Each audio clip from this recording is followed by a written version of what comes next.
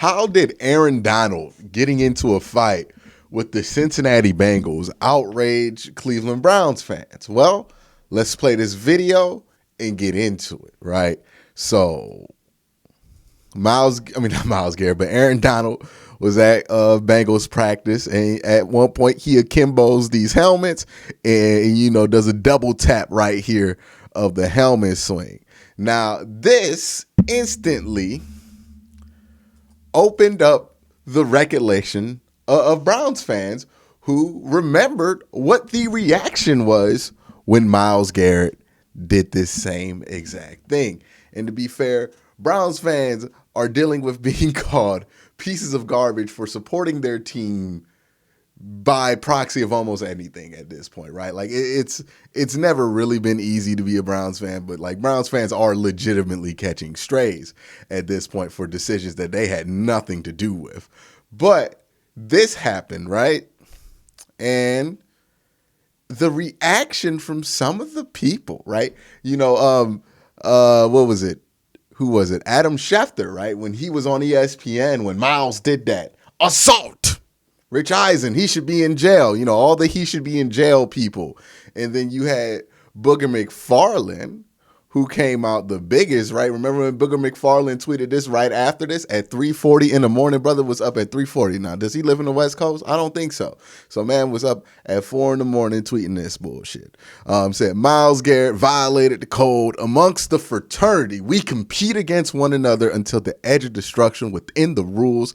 Afterwards, we take our helmets off, shake hands, and wish each other well. We never intentionally try to hurt somebody. He committed a crime and should be charged. Man. So if Booger McFarland, like in 2019, has not just a take, this sounds like a principled take. A take that is about who Booger McFarland, yes, Booger McFarland is as a human being.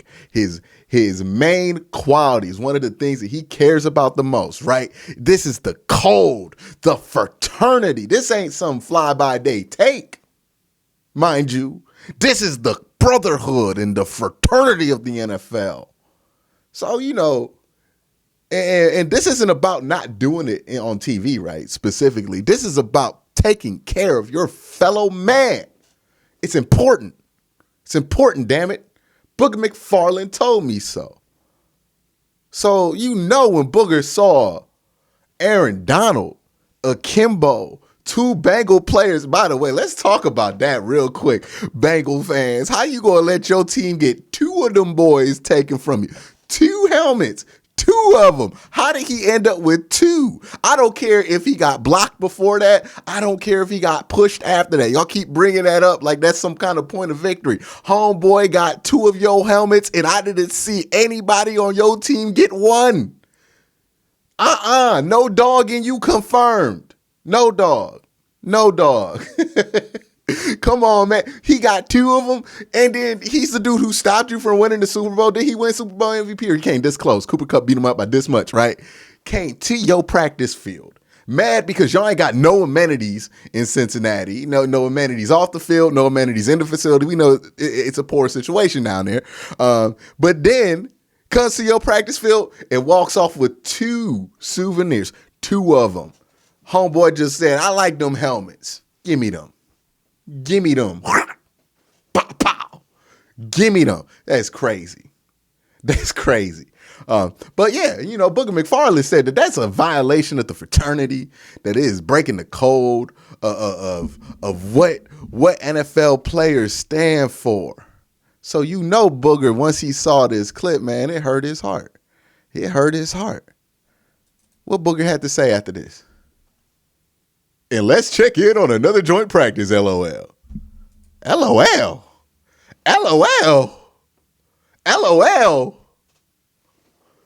So this is when Browns fans started looking at everything a bit sideways. Like, wait a minute. Y'all told me Myles was a criminal. Y'all told me Myles broke the code. Y'all told me Myles Garrett should be in jail, right? Remember all them, he should be in jail. They should file us charges against Myles. Remember all those goofballs trying to legitimately destroy Myles Garrett's life over this incident?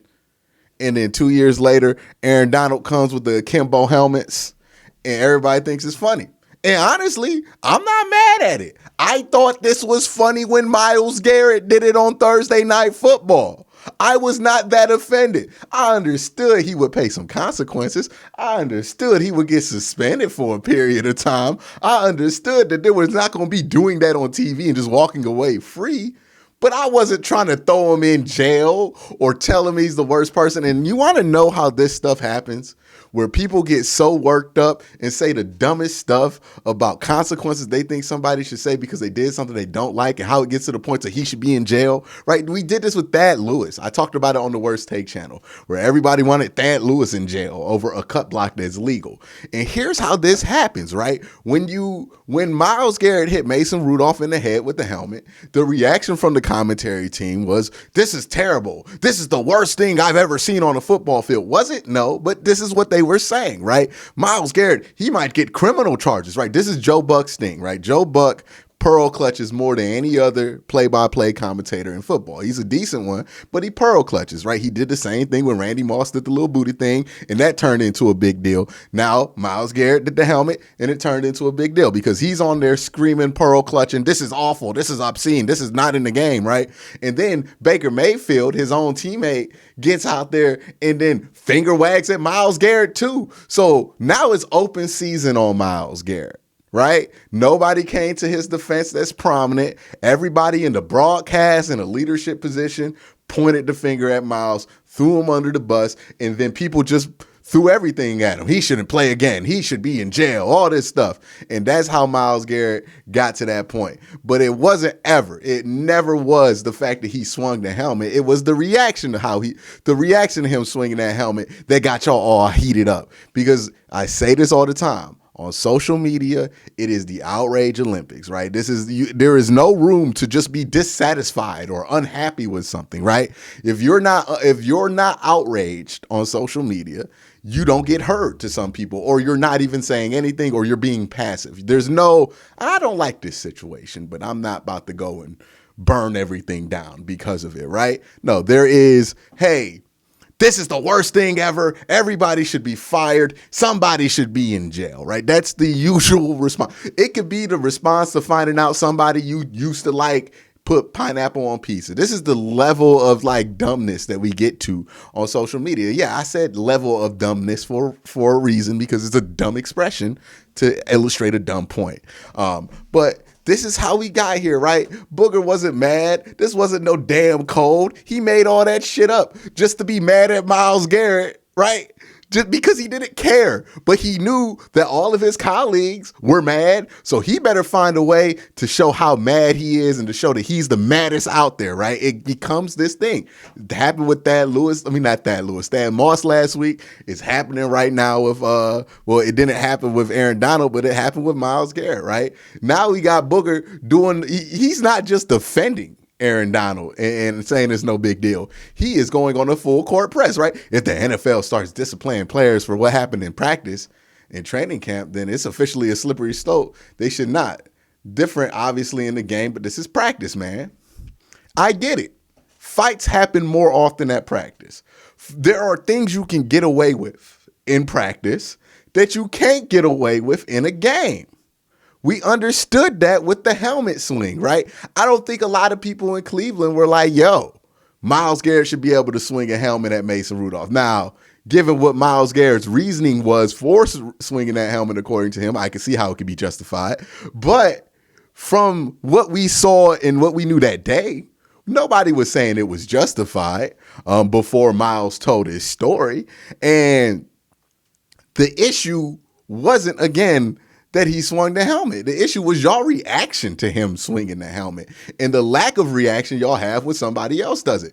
Because this isn't about, you weren't mad because he swung the helmet during the game. You were saying it like Myles Garrett could have killed somebody. Myles Garrett was being irresponsible. You have to protect your fellow players, right?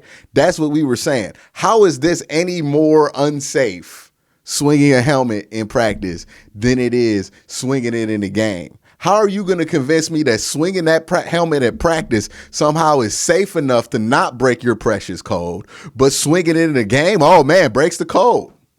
breaks the code. Are you just talking about protecting the league's image so you can continue to make money off of it because ESPN gets these big media deals and they need somebody to sit there and fill the slots? Is that what this is about? Or is this really about you being mad at Myles Garrett? Because that's what I never got about that whole situation, was the fact that we went so quick to call Myles Garrett, who has done nothing but charity work and good things throughout his life, a criminal, a terrible person, right? Ryan Clark is another example. And I like Ryan Clark, but he was wrong on this one, right? Myles Garrett, this is after Myles threw that helmet. Myles Garrett is dead ass wrong. He should be suspended immediately, and the rest of the league should be in required steps to become in the league again. No matter how he was attacked, there's no place for his actions. It's inexcusable.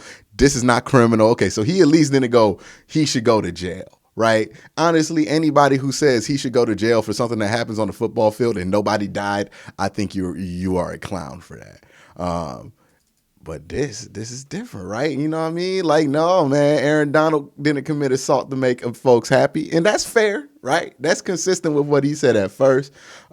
This happens in football. That doesn't make it right. But in a sport that operates without transcripts of laws, this is one of those cases where it'll be handled by football folks. Oh, so Myles Garrett, he needed to get suspended by the league. They needed to get him out. He was unsafe. He needed to get reprimanded. Aaron Donald, the teammates will handle that. The coaches will handle that. We don't need the league to get involved, everybody. We don't need that, But Myles Garrett, we did. Just admit that you was heating up because the heat around you was hot, and maybe you overreacted about Myles Garrett, and maybe you owe Myles Garrett an apology for overreacting to that situation and making his character one that it took him 2 years to recover from that nationally. I mean, Cleveland, he never had anything to recover from because nobody in Cleveland cares if you almost murder a Pittsburgh Steelers. I mean, Turkey Jones is still famous in this city today, so he never had anything to repair from in Cleveland. But Myles did have to repair his image for years after that incident. Had to go on these tours talking about he's sorry, even though it's alleged even though he stands tall on why he did it and what he was called that made him do it, right? But nobody cared about that. Y'all called him Jesse Smollett. Y'all didn't even listen to him when he said that. And that's just how this whole thing went down and why Browns fans are upset. I don't think Browns fans really want Aaron Donald to get suspended. I don't think they care if Aaron Donald gets suspended. I think Browns fans just want y'all to say sorry to Myles Garrett because y'all really tried to assassinate his character and act like he broke some damn code that never existed in the first place. Like, y'all were acting like he was trying to do something dirty or all of this and that he's an especially dirty player, but when Aaron Donald does the same thing times two, you didn't care. There was no code to begin with.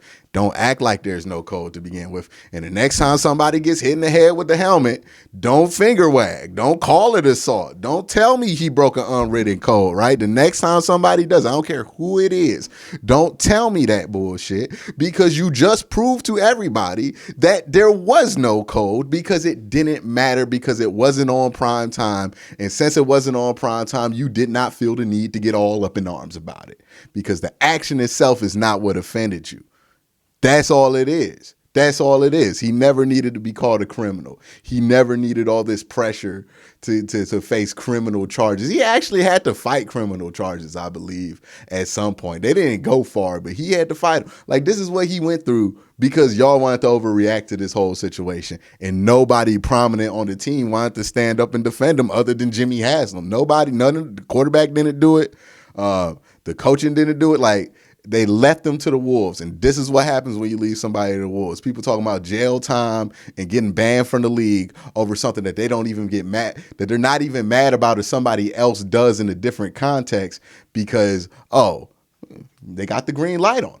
You know what I mean? So this is why I'm always hesitant to just give green lights on people to get, dragged through the mud and what's so. But this is a prime example of that. So why are Cleveland Browns fans mad about about Aaron Donald? It's not because they think Aaron Donald should get suspended. It's because y'all spent so much time disrespecting Myles Garrett, calling him somebody who broke the code, when the fact is you were never that mad to begin with. And you just got exposed. But that's it. Let me know what y'all think in the comment section below.